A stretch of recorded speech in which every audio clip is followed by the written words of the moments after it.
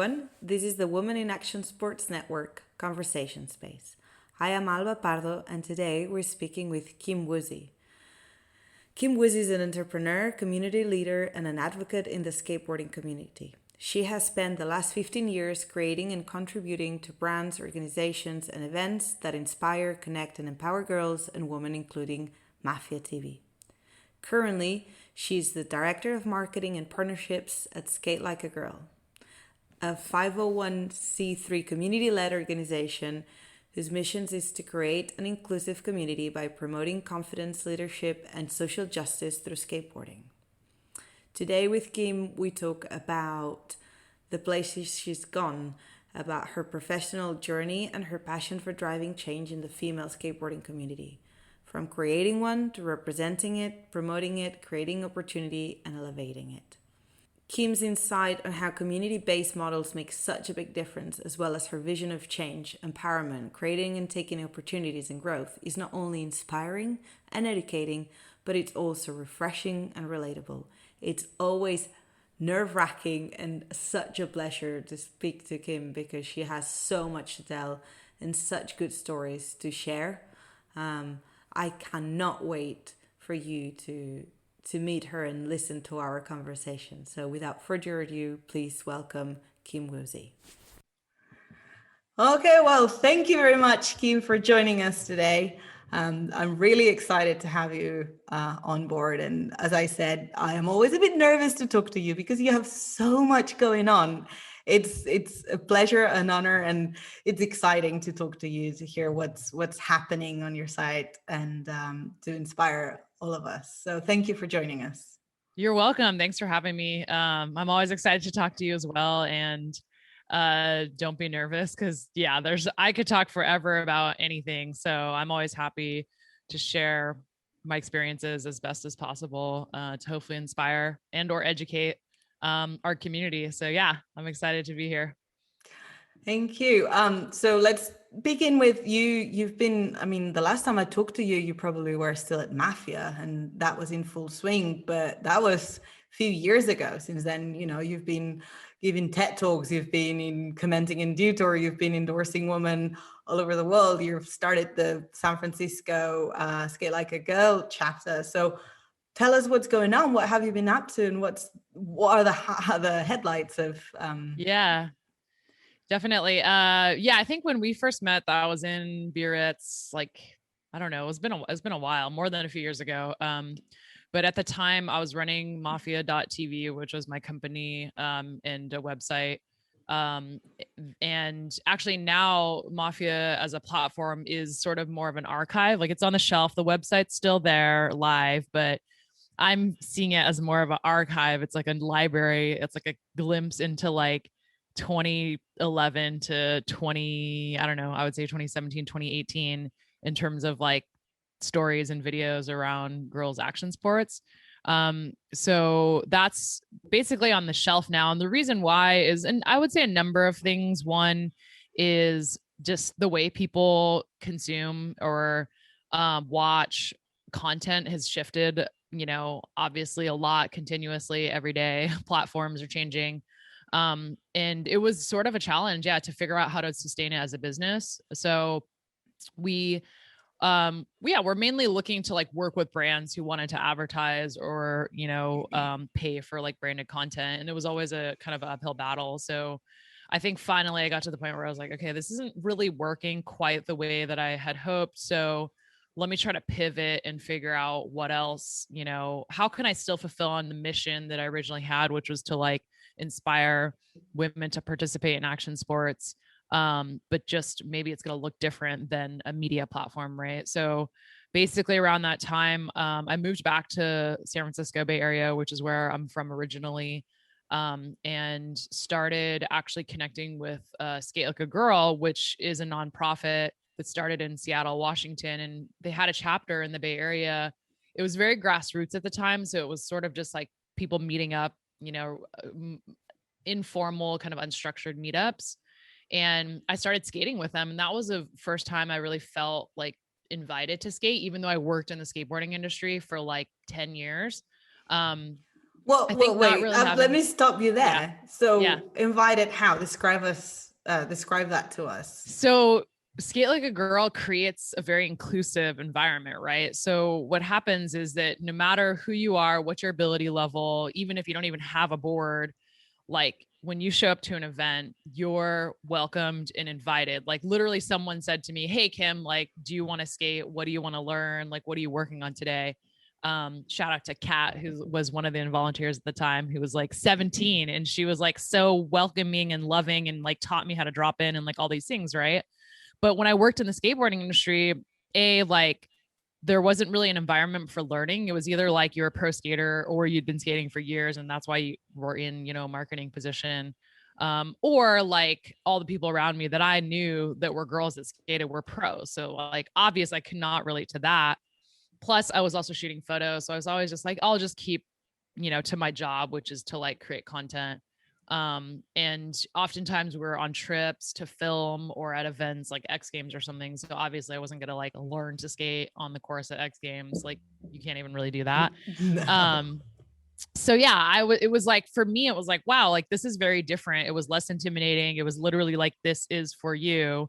Would you like to try? So even just like that message, that invitation creates a whole different picture. Plus seeing people that looks like me, adult beginners, people of all ages. It's a very beginner friendly, like all ability friendly environment, which is different than if you just like showed up at any skate park, right? So that was really cool. And that was like very profound experience for me.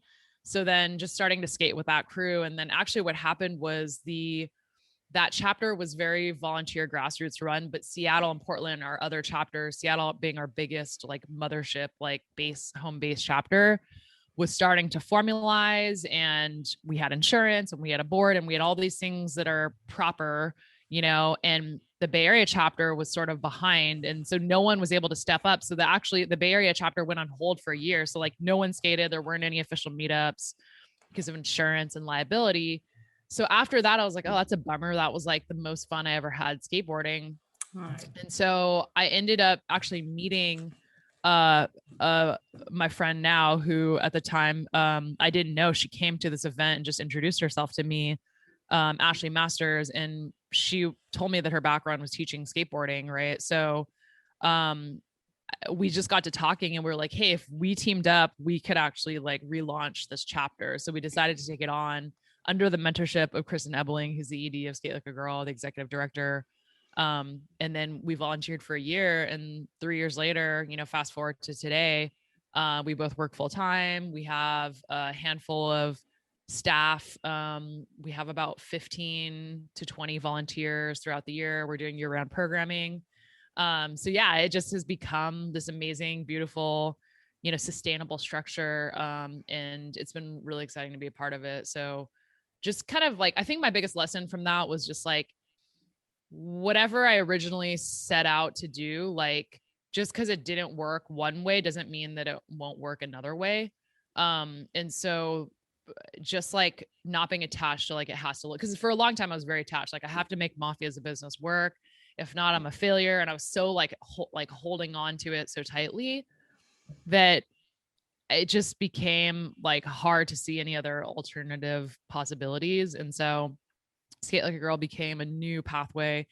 Plus there was already a community of people doing it, so that's what attracted me to it. I was like, with Mafia it was just me, and I had my co-founder Johnny, and I worked with photographers and other contractors and stuff. But I think because it was so much like rooted in like, this is my vision and I have to make it work, it was hard for me to like see other possibilities, and B, I was burnt out because I was doing it all by myself. Whereas Skate Like a Girl, it was like a built-in community and it was like automatic like teamwork. And that's very much the values of Skate Like a Girl. It's community based, it's very much volunteer based.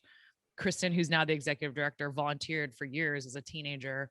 Um, so it's a lot more sustainable because you have a group of people doing different roles and you're not doing everything yourself. So that was huge. And so yeah, today, fast forward, me and Ashley co-directed the SF Bay Area chapter for the past 3 years. And then this past year, we've also reorganized and restructured and grown a lot during the pandemic. So my new title is Director of Marketing and Partnerships for the whole organization. So we have Seattle, Portland, the Bay Area, And then we're also doing a lot of digital content. So we have more of a global audience now. So it's been really fun and exciting.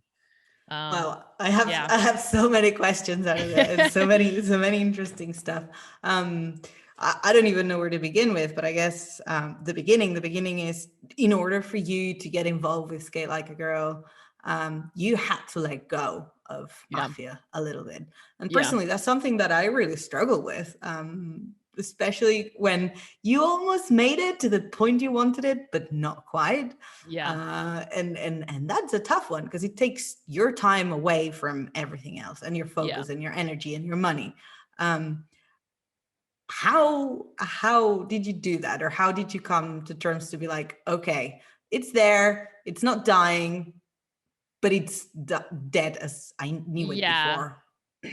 I think a few things. Like, I mean, I was getting older and I was doing a lot more, like, I would say, reflecting on the past. And also I did some like personal kind of like development type work. So I started realizing, okay, like I started Mafia because I had sort of like a chip on my shoulder from working in the core skateboarding industry. Because I worked at Osiris. That was my first job, and helped launch a girls program, a girls team, right? Like Leticia Buffoni was like one of the first like girls that was getting sponsored by Osiris. And I think when that ended, I was like, I'm going to prove to the industry that like girls are valuable and women can do it and we can make it happen. And I was always trying, like, I built Mafia from a place of like defense and like trying to prove something. So it's very ego based, I realized. Oh, okay. I was trying to like prove the guys that they were wrong. Like, look, women are valuable. Like, women are marketable. Like, women in skateboarding and these other sports is like, you should care, right? So it was coming from this place of like trying to prove something.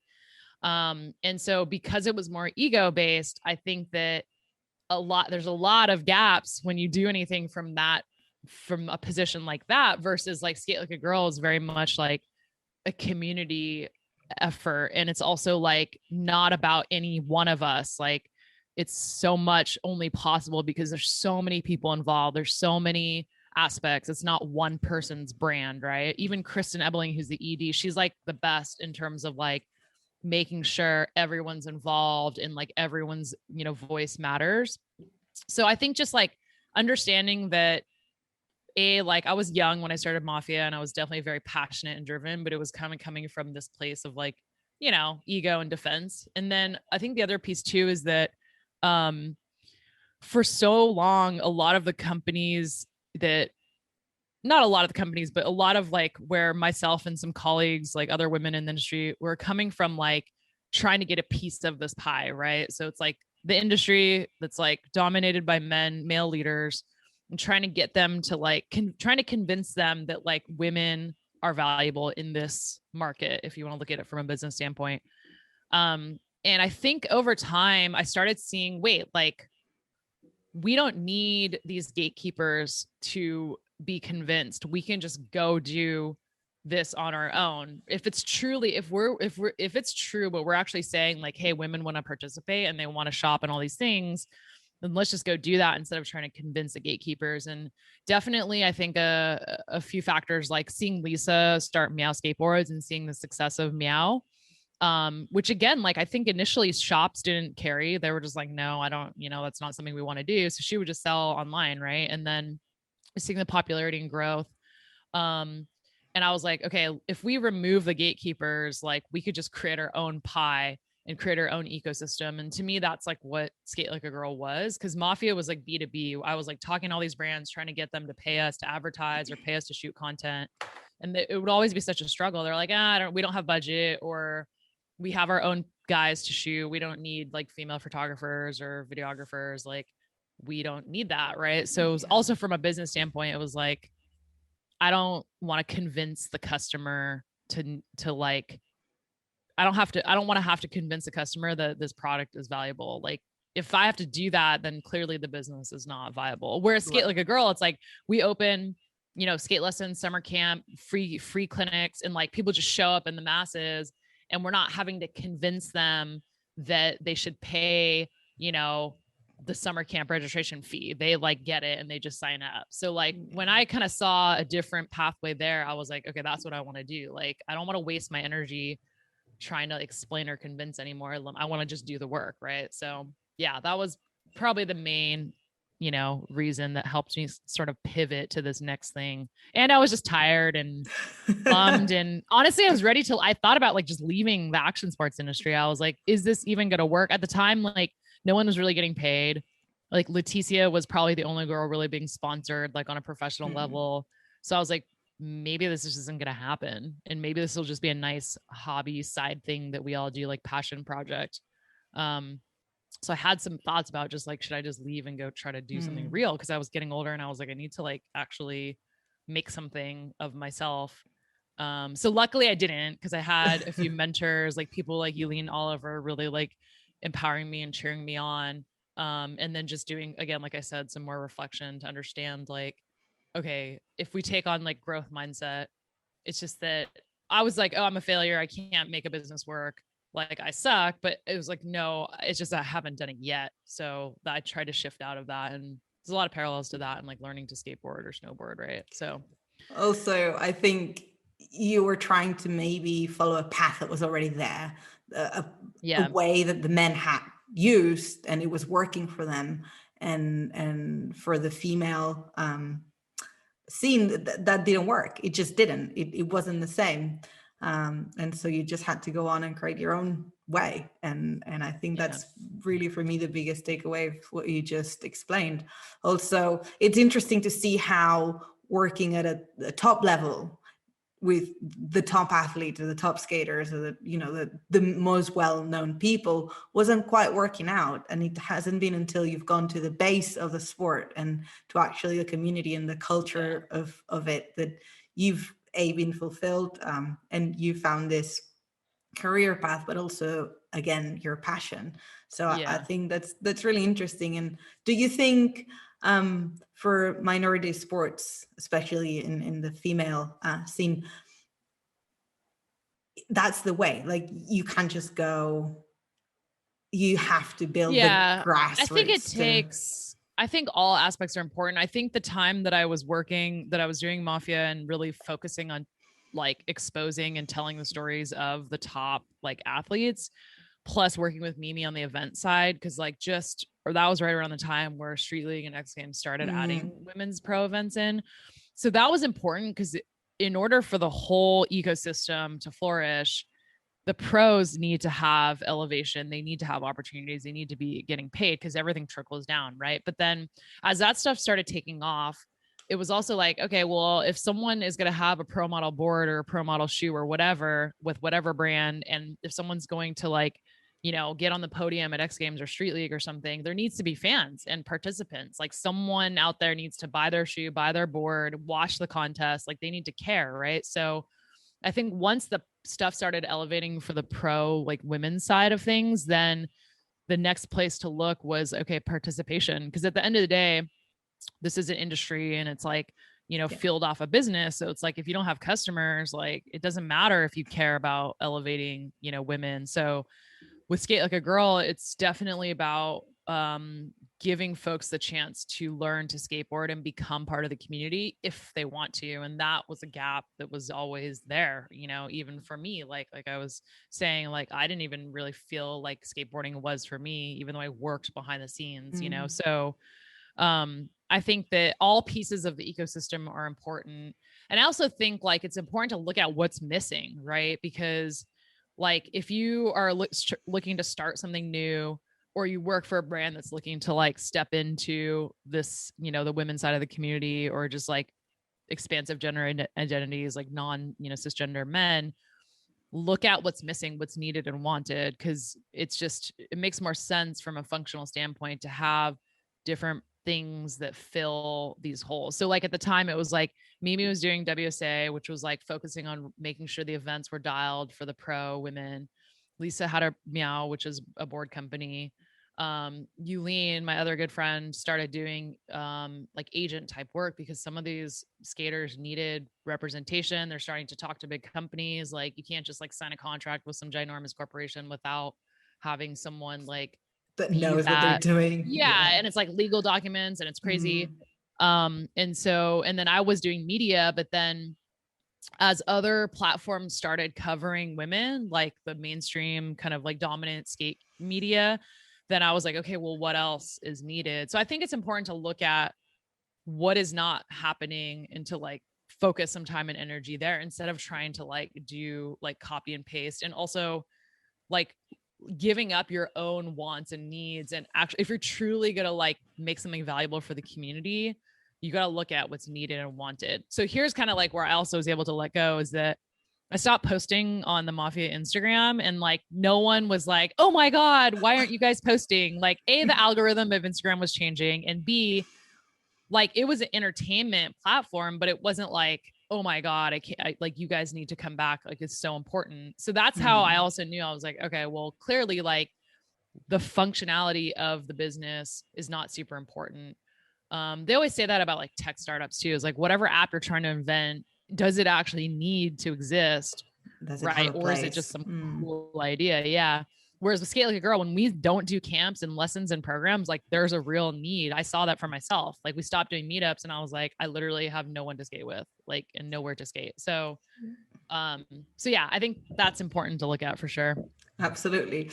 You brought up WSA and how you guys started as well. It was around the time that bigger events included women. Yeah. It's funny because I'm part of this organization of this big sports festival, and we have a World Cup skateboarding um, cup in the event, and we really struggle to get women confirm top athletes, and it's like, yeah, okay, this year's the Olympics, but also there's not many women, and you have organizations like WCS, like the World Cup Skateboarding, World Skate. All these people should be doing something identifying these women. Is that a bit still what you're trying to do? And how do you get to these women? How do you find these women that are skateboarders, that want to skateboard, that are good at it, and how do you then showcase them and bring them to these places and to the spotlight? Because we work differently. We don't naturally walk towards the light like maybe the men athletes do, a bit more naturally. So A, where do we find these women, and B, how has been your role within putting the spotlight in all these girls? For sure. Yeah. Well, I think when it comes to like contests and just any event, if it's run, if it's like an existing entity that's like run, historically by men, in order to like really invite and include, this new community that historically there has not been space for, I think the most effective way to like message is to bring in someone from the community. So like partnering with, a women's skate media outlet, or partnering with like a women's run skate brand, or bringing in consultants. That's exactly what Mimi created WSA for. It was like a consulting agency to bring her in, who's someone who has the relationships and has the experience. And then, there's a handful of us as well as like contractors or just like teammates, to do the messaging to make it authentic, because I think they're all out there. Like there's lots of girls that want to compete and skate. It's very clear. But if the messaging is inauthentic, then they're not going to want to waste their time to show up to an event that may or may not be prioritizing them. Right. And also, like, let's look at the prize money. Like, is that something that's equitable? That's like a very clear factor. Like girls know right away, like, okay, if there's an equal prize money, that you're already saying something about how you value me. And so if you're telling me that you don't value me, like, why would I show up and like travel and waste my time and put my body on the line, to like compete? Right. So I think it's bringing Equal in, pay for equal play. yes, like that's money talks, and also bringing in the right folks that that already have the authentic like relationships is key. And I think a lot of brands struggle with this because they get the value now, they want to reach girls, whether it's an event or a product or whatever. But where they're missing is actually bringing in someone at the table, like in the decision making room, that is someone who's in the community, who has ties, who can speak on behalf of their experience, and then to just listen to them. So I think it's always important to have like that leadership at the table. And if you can't bring someone in on your team, like hire a consultant, or partner, like I said, with other leaders in the community, whether it's a media outlet or a brand or whatever. I think that's important. And I also think like women in general, like yeah, we're less drawn to competition. Like there are like the fierce competitors out there. But in general, like most women that start skateboarding are not doing it to try to, turn pro or become, the get on the podium. They're doing it because it's fun, it's creative, it's exercise, it's like way to feel free, and so to message for someone to come to a contest, there really has to be like the right pieces in place. Because I agree, like it's a different approach than, maybe for young men. And I hate to like put a blanket statement on everything, but oftentimes I think for sometimes young men or boys, they're driven by competition or more like ego fueled like type of skateboarding, whereas girls are very much like, oh, I'm just doing this for fun, like I don't even want you to look at me, like I don't want to be watched. So there's a lot of mental barriers, I would say, for contests. Yeah. And also, it's a two-part question again, because you're part of the World Skate Comedy, or is it the the assessment? Like you consult them on the So I equality. was, yeah, I was asked to join the Gender Equality Commission under World Skate. So I've been just like in the past handful of months been contributing to that group, which is comprised of women from around the world, really some amazing people. So Alex White, who's my friend, who brought me into the group, and then Renata in Brazil, Nate from Argentina, Veronica from Spain, who runs Dolores magazine, Yeah. and then Tessa, who's actually doing work with Skate Pal in Lebanon right now. Yeah, or it's not Skate Pal, but just like in the Middle East. Yeah. So So, what's your main focus with that? And, what's the value, of course, we know of comedies like that in organizations such as WorldScape? And also to your personal experience, you've gone from these protests with mafia, or these fight back, to being very political, like a skateboard activist for female and equality and gender equality. So do you remember something that made you start there? Like, was there any ignition moment that was like, this is not right, I need to do something to change it? And of course, in time, you've shifted the way you do it. But was there something there, or is just the feeling that you had? I think it was kind of ingrained in me from the beginning because I grew up playing team sports, like traditional sports. So basketball, soccer, like in America, we had Title IX, which is like a law that basically, created equal opportunities for like girls and women, just all genders to play. So like every school had to have, like my elementary school had a girls basketball team and a boys basketball team.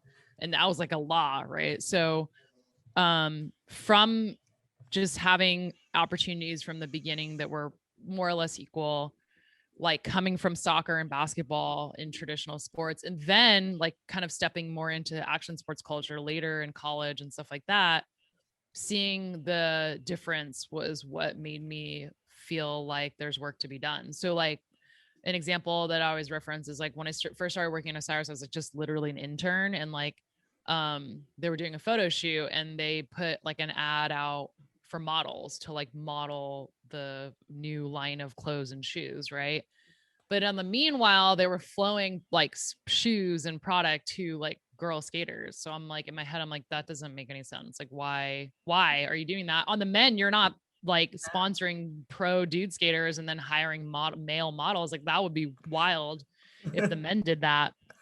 So they just couldn't understand it. They just can only see it from their point of view. And them being men, they're like, we want a pretty girl. And I'm like, okay, I get it. But like, you don't apply that same viewpoint to the men. You're like, this guy rips, who cares what he looks like? So we're Yeah. going to put him in the ad, and he's literally like, we'll take photos when we need photos of the shirts or shoes or whatever. So like that was like literally like my first project, and I was like, this is weird. Like the models were great. They're all like, some of us were like, it was like friends of people of the company, like amazing. No shade to model. Like modeling is super hard. So if Yeah. anyone ever thinks that's like an easy job, no, like I dare you to try it. It's like super exhausting.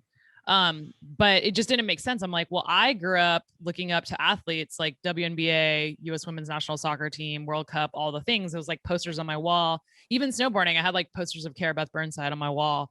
She was a snowboarder and a skateboarder first, but I was like, I don't hang a picture of a model on my wall. Like, I want to be like the girl that's like flying through the air. Right. So immediately I was like, okay, there's gaps, and it just didn't make sense to me. And I can't, like, as a kid who was just like a dorky, like loved sports, like nerd, like I can't try to aspire to look like a model. I could probably get tons of surgery and like makeup and all that stuff, but like that seems like a lot of work. But I could definitely practice snowboarding and skateboarding and get better and try to be like these pros. And so it's way more, it's like almost more attainable to like develop your skills. We can't change how we look. Right. So again, same thing. It was just like when as soon as I stepped into the industry, I started understanding, all right, this is like kind of weird and different. And like, also I think skateboarding and snowboarding was at the time very dominated or very influenced by the surf industry, because the surf industry was the biggest in terms of lifestyle. You had like Roxy and Billabong and these big brands that were selling a lifestyle, right? And then the surf industry also is very much like, I talk about this in my now kind of older TED Talk 2012, but just the objectification of women and, because they're selling bikinis and all that stuff. So it was just very much like this. I don't know if I want to say toxic, because I try to like just understand where these guys were coming from. They can only come from where they come from. Just like I don't know what it's like to be a male skater who grew up skating in the 90s. Like that wasn't me, so I can't even speak on that experience. But in the same way, like if you don't have the lived experience of a certain identity, I would say like don't try to guess what they want or need. Just like bring in someone who has that lived experience, because they'll do a better, more accurate job of the messaging and the marketing. So like as soon as they brought me in, and again, I was just an intern, I was like, hey, like let's sponsor this girl. Let's bring Alicia for the photo shoot. Let's bring Karen, like whoever, right? The girls I was working with, the athletes. I was like, they can, like, if they want to, which a lot of them were down, I was like, let's just shoot photos. Like we'll get some skate shots, and they can like model the shoes. Like they're down. Like, let's just use them. So we started shifting. And then I think that's kind of like, the direction that everyone started going in. But there's still brands that, go that like model route. Now it's like, okay, you need to be an athlete and a model and all the things. But I still think that there's a gap when it comes to like, it's not about what the person looks like. It's about what they represent and who they are in the community. Because ultimately that's going to sell way more product if that's what you're focused on than what you think people want to see. Like Leo Baker, a great example, right? Like Leo was told their whole life, like, oh, you need to be like long blonde, pretty hair, whatever. And Leo was like, that's not me. And like Leo was like, screw it, I'm just gonna shave my head and like be unapologetically me. And as a result, Leo's a lot of people's favorite skateboarder. So it's just a perfect example of like, it's more important like who you are, what you stand for, than what you look like. And even I would even argue than what you do on your board. Cause like that's nowadays it's not enough. You need to like stand for something and be a good human. If you're like an asshole and a super good ripper, like doesn't matter. At the end of the day, like that's going to translate. People are not going to want to like buy your board or support you, So well, thank goodness, because otherwise we'd be just going downhill even further. So yeah, I mean, it's funny to see how something so obvious to you, even, you just got into the company as an intern, it was so mind-blowing to them. And it's great to have that representation. And it also, I think it's a very powerful message in the terms of like, because it's not happening now doesn't mean it can happen. Because change is not there doesn't mean it can change. And just because someone's not showing up doesn't mean that they don't want to show up. It just means that there hasn't been an effective invitation or communication to them, And you don't know what you don't know, right? So sometimes a fresh pair of eyes can show you a lot. So talk to me again to this group of this comedy in the world skate, and maybe that can bring us a bit to the Olympics and see what you think about it, how it's going with skateboarding. What do you think about skateboarding in the Olympics? Yeah. Well, definitely what's interesting is that just like everything else in skateboarding that's DIY, I would say like even this group, like there's been a lot of barriers and challenges and obstacles, and even like how World Skate got formed, it was a lot of complex like political hoops to jump through, like who is going to have the power and the control. I do think that the Olympics as an entity, and just like the IOC and then all the governing bodies that work under the IOC, it's like kind of a double-edged sword. On one hand, it's like a huge platform, right? That everyone knows, like my grandma knows what the Olympics is, right? So like my grandma does not know what like X Games or Street League is, but like she knows what the Olympics is. So it's a huge platform, and it does like bring together folks from all over the world, and it creates opportunities in places especially that never would have had opportunities. So I think that's the positive. And then there's of course the negatives and the kind of the criticisms, is that it is a very old institute that, you know, is embedded in like the patriarchy, right? Like I don't know the exact details, but I'm pretty sure it was started by a bunch of men, I don't know, in Europe or somewhere, right? So well, in Greece, they used to yeah, compete there you go. naked That's true. with Yeah, yeah, yeah. gymnastics. Yeah, Yep. you're right. Yeah, I totally forgot. Yeah, Greece. So yeah, it was very, it's so old. So like they're very behind. Like it's not started by a bunch of 20-year-olds, right? So there's a lot of gaps. And so there's plenty of space for criticism. But with anything big and has a massive reach, you're going to have like a magnifying glass on you. You're going to be held to account, as you should, because of the power and the reach that you have. And I think there's always opportunity to evolve. So I think for me personally, like even with working with a gender equality commission, there's been like Alex is sort of like basically brought me on because it just wasn't the commission was trying to figure out like what's our role, how do we even work, you know, within this structure. It's all never been done before, like World Skate even being this governing, we've never had a world governing body for skateboarding. It's always just been events that are like privately run by some brand or some company, or ESPN had X Games, right? Or has X Games. So even just working together on that level, there's going to be a lot of breakdowns along the way. And so I think it's normal. It's part of the process. I think anything that is going to be really impactful takes a lot of those growing pains and issues, and like people have lots of opinions about it, and that's fine, and they should, right? But I think the thing is with skateboarding as a community is that we are resilient. People are coming from a DIY mentality. So whatever's not working, like it'll grow and evolve. And the community will like make sure that it gets like evened out, right? So I think with the Olympics as a whole, I always try to look at the positive things, because especially for women, like as much as people want to deny or criticize the Olympics as a institute, as they should and they can, just like we criticize anyone or anything that has a lot of power and influence. As much as people have their opinions, like I saw straight up the shift in the support for women like firsthand. So it was like as soon as the IOC announced that they were adding skateboarding in, everyone's attitude in the industry started changing, because it was before it was like, no, we don't care about girls, like they don't skate, they don't really, we don't think they're ever really good at skate, they suck, like whatever, all these things. And then as soon as it was like, okay, now it's going to the Olympics and there has to be women, like everyone's attitude shifted suddenly, and it was like, yeah, let's like sponsor girls now. And it was like it started even with Street League as this premier like contest, you know, circuit for skateboarding that never had women. And it was just like, yeah, we're just going to do men. Like it was always an afterthought. And one year, because Yulene was working at Street League at the time, she brought us in. It was like myself, Lisa, and Mimi. Like that was like even before we had like Mimi formed WSA. It was just we were kind of like loosely working together as friends. And we sat down and pitched to them like a women's division in Street League. And they were like, this is cool, like nice, like cool. They were like nice. open. Yeah, they were like, all right. They just like shoulder shrug. They weren't like mean about it, but they're just like, all right, I don't know, like we'll get back to you. Like radio silence. So fast forward like a year, 2 years, I forget exactly the timeline. IOC announces, okay, it's happening.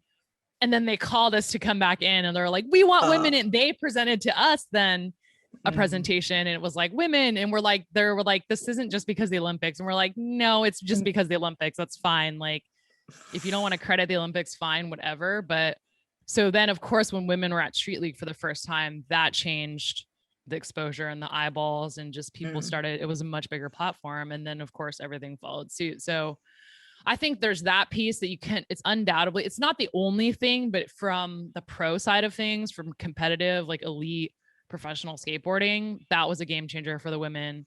And then I also think that the beauty that I've seen is like so many places where the, like, even if you were the best skater in your country, it just wouldn't have mattered. Like there's no way you could have made a career out of it. So like one of my favorite examples is like Margie Lynn Didal from the Philippines. Like she was the first Filipino skater to skate at Street League.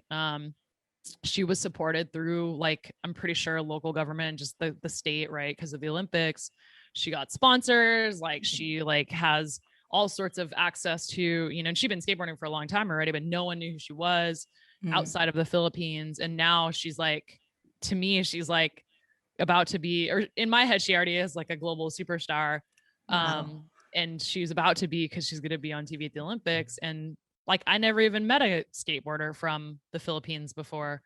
And she's just awesome. So like people like her, she never did it. She didn't start skateboarding because she wanted to go to the Olympics. She was just like a kid who skateboarded in the Philippines, and she's always having a blast, and she really embodies like the culture, and she's just having so much fun. And like that comes across when you see her skate, even on TV at these qualifying events. So to One me, of that there's the many more examples of that, right? And that's what I one love. of yeah, it's amazing. There's, of course, there's always two sides of the same story. But one of the biggest topics about action sports, like skateboarding in the Olympics, has been this blackout period. Culturally, of course, our sports, these athletes, they've been supported by these sponsors all their lives, and then the spotlight is on them, and they have to drop it.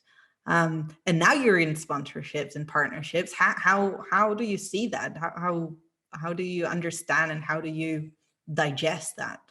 Yeah, it's a great question. I mean, I think that at the end of the day, like, you don't have to skate in the Olympics, like in terms of action sports, there's so many other things you can do. I would say that it's not for everyone, like competing on that level and training and all that, like just creating your relationship to your board sport that way is not for everyone. And no one's saying you have to do that. You can make a career for yourself doing a lot of other stuff, and a lot of people choose that. So I would say if you're choosing to like compete on that level and going to the Olympics, like, unfortunately, there's just rules and structures, right? And I would say that if you don't like those rules and structures, then create your own event, which is what Skate Like a Girl does. We have Wheels of Fortune, right? And we literally do whatever we want. And, we create the experience to be very much what we would want at an event. So I would say with like the sponsorships and blackout and all that stuff for the Olympics, like, there's a lot of rules around even like what you can put on your board and like what qualifies as gear, what logos, like all that stuff. It's like there's a lot of complexities there. I would say just I get it because I've run events, and like there's a lot of time and energy that goes into an event. And with especially an event like the Olympics, just like X Games and a lot of these other the NBA, it's a TV show at the end of the day. Like that's how they make money, is through advertisements, because people watch, they sell ads. Like they're not like making money through that's their revenue, that's the business model, right? So the same way that at Wheels of Fortune, if we have a title sponsor who paid us to help us cover the insurance, staff time, all these things, we're not going to then put their competitor, we're not going to ask like another competitive sponsor and then have both brands, there. And I think with us, we're a nonprofit, so there's more flexibility. And a lot of the brands, luckily, like a lot of our key sponsors are definitely just the ones that we ended up working with want us to like just do what we do. But I get it from a marketing side, right? Like the whole point of like trying to get eyeballs on what you're doing, right, is to do it in a way that's like unique, right? So if you're going to invest marketing dollars from a brand standpoint to an event or to a rider, like it's like there's rules around that to make it more efficient. Like I think a good example is like I see a lot of like grassroots events that literally have like we get like donations for raffle prizes, right? And you see the flyer and there's like 40 logos on the flyer. And I don't look at any, I'm just like, oh my God, that's like stressful. Like it's just like, I don't even want to read the flyer because like there's so much stuff on it. And it's just like, I can't even process Who's in there? who's behind it. Yeah. So like that's kind of like an example of what the Olympics does when it comes to blackout, right? Because like whoever their key sponsors are have paid a lot of money to make it happen. So it's the whole like you can't have 50 logos on one thing. No one even looks at any of the logos. But if there's one or two, you're like, oh, that's the company that's behind this event.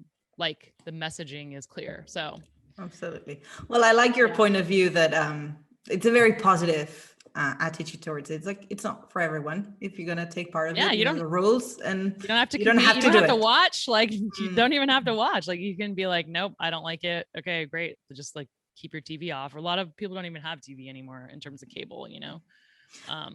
When it comes to the sport as a show, and also to enjoy it as a spectator, I feel like more and more women's disciplines are even more enjoyable just because they're more relatable to the general public. The men's, like, the level is crazy, you know. And so the women's, I mean, yeah, of course the level is super high and the field is amazing, but I feel like it's more relatable and more enjoyable, and the competition is always more exciting and close, and it's not as good. How do you see that? How do you see the evolution of that? Yeah, I agree with that. I think like that's a common theme you hear with people watching like, you know, women's sports is that of course there's like the super elite, you know, sports or athletes where you're like, I could never do what they're doing. And it's just like entertainment. It's like a spectacle. That's like big air at X Games. Most people are like, I will never do that, but it's like crazy to watch, right? But then there's like things that are more relatable. And I think at the end of the day, like there is an audience who wants to be able to watch someone do something on TV and then be like, oh yeah, I could go try that, you know? And I think that like where a lot of action sports has been is about progression, extreme, like just like how far can we push this? And it becomes less relatable. Like I heard this about longboarding actually through like, I think Valeria or some of, you know, other friends in that industry is that for a while, longboarding was seeing explosive participation. Like everyone was going to buy a cruiser board, a longboard, because it's like what you know about longboarding is like, oh yeah, like college campuses, like I see kids skating around or like a kid or like whatever, right? You're not doing a ton of tricks. You literally just have seen people use it for transportation. So in your mind, it's like, I could do that. And then a lot of the media that started coming out on YouTube and Instagram and all the viral stuff was like crazy, like extreme, like downhill bombs, like full body suit, like people doing insane stuff that visually is exciting to watch, but like not relatable. And I think that actually impacts the participation because if that is the dominant visual that you think of in your head, you're not like, I want to try that. You're like, that's cool to watch, but not for me. So I think with like a lot of these contests now, the level of skating is both like on the men's side, you know, is like spectacle, like crazy, but then on the women's side, for me, it's still a spectacle because I can't do anything they're doing. But for men watching the women, like maybe it is more relatable. Maybe it's like, oh, like I could potentially go try that trick or like be inspired to do that.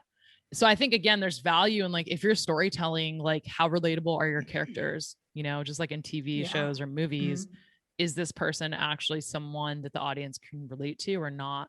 So, and I think the level has progressed a ton in terms of women in contests, like the consistency, just even the bag of tricks that a lot of the girls have, like it's leveled up so fast and so much due to the fact of the structure. Because literally 10 years ago, there was one contest a year. So like, how do you expect the progression level to increase if there's only one contest a year, which for a super long time, it was like X Games.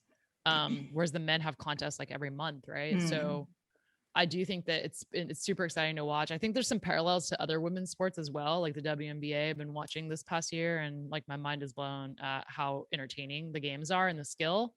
And that I don't think that was the case 10 years ago, you know. So no, there's a lot of sports exploding right now, like mountain bike and like free riding. It's like it's a huge example. There's very few women at the top level, and one of the reasons was because there wasn't any events for them, or they weren't even considered, and now they're starting. So that's like, all right, that's good. And at the end of the day, also, if you can't see it, you don't even know if you can do it. Exactly. The representation is super important as well. And that brings me back to Skate Like a Girl. I would like to wrap it up there and tell me your biggest lesson learned from your experience so far at Skate Like a Girl. Oh, so many lessons. Biggest lesson. I think for me personally, in terms of my career, just the value of like teamwork. Cause I like didn't have that when I was running Mafia. Like I look back and realize how like individualistic my mentality was when I was doing running Mafia. And apologies to everyone that I worked with, even Johnny, my co-founder. I was like, wow, like I was probably like kind of a pain because it was all about this is what I think is going to work. We got to do this. And it wasn't like what does everyone think will work, right? And I think I was just young and like again coming from that like chip on my shoulder place, which is a very different mentality than I'm here to serve the community.